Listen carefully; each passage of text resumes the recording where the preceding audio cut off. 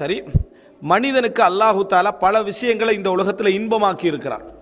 அதில் இன்பமாக்கப்பட்ட அவனுக்கு தேவையான உடல் தேடக்கூடிய விஷயங்களில் உணவு, தாகம், அதே போல் அலங்காரங்கள், அதே போல் என்ன திருமணம், குடும்ப உறவு, இவைகள், பிள்ளைகள், இப்படி அலங்காரப்படுத்தப்பட்டதில் உண்டு தான் தூக்கம்.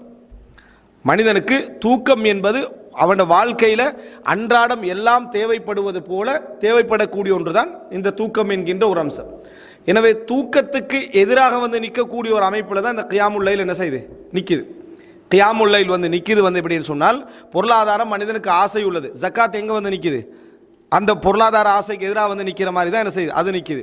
இது போல ஒவ்வொரு ஆசைகளுக்கு குரோஸாக வந்து நிற்கிறது போல ஒன்று தான் இந்த இரவு தொழுகை என்பது.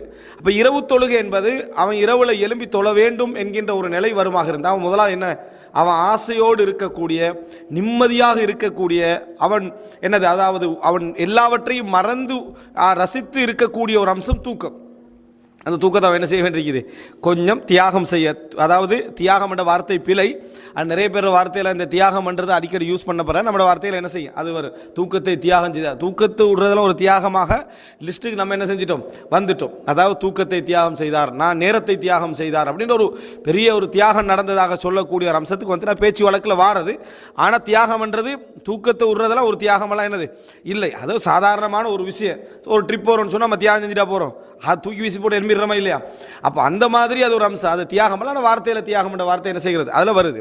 இப்போ நம்ம தெரிந்து கொள்ள வேண்டிய என்னன்னு சொன்னால், அந்த இன்பத்துக்கு எதிராக இது வந்து நிற்பதனால இது என்ன செய்கிறது, மனிதனுடைய வாழ்க்கையில் ஒரு போராட்டமாக மாறுது. இது இயற்கையானதா செயற்கையானதான்னு கேட்டால் இயற்கையானது.